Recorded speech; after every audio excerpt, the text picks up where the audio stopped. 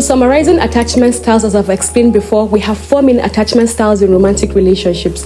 People with the anxious attachment are those ones with a deeply rooted fear of being abandoned. They are the ones who have a constant need for assurance, attention, and validation from their partners. They might sometimes come off as what you call obsessive. They're the ones who might call you 20 times a day, send you constant messages because what? They're scared of that space, because that space reminds them of the abandonment that they feel inside. They are the ones who want the answers right now.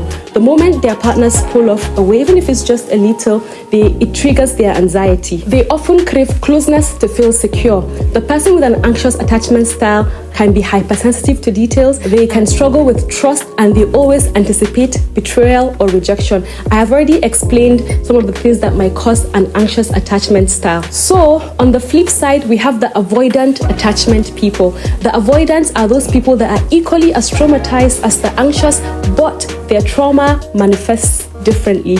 Avoidants do not appreciate confrontation, and they have a tough time processing their own feelings and emotions. Whenever their partner wants to sit down and trash things out, they might emotionally shut down, avoid it, or even find a way to just physically walk out of the conversation. If you're going through a breakup with an avoidant, it might feel like they do not care and they're not affected, but I promise you they're just as affected as you. The difference is that you process your emotions now, but they don't. They suppress it for the later. In fact, we know that the avoidants are self-sufficient and they have a high sense of independence. They might cut off communication at all costs, not because they don't care, but because that provides them a temporary relief. The avoidants avoid vulnerability at all costs. In fact, they might even bury themselves in work, do a whole lot of things. In fact, sometimes they might even engage in rebound relationships just to convince themselves that they're living their best life. But those suppressed feelings do not go away. They eventually resurface weeks or even months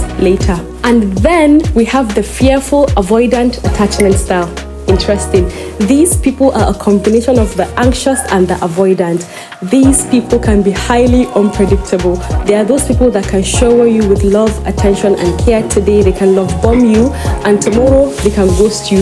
They are the ones who you call the commitment phobic, and their emotions can feel like a roller coaster. And of course, we have the secure attachment style, which is the most healthiest form of attachment style. I have explained that in detail in my previous video. The key takeaway here is that both the anxious attachment and the avoidant attachment are both unhealthy.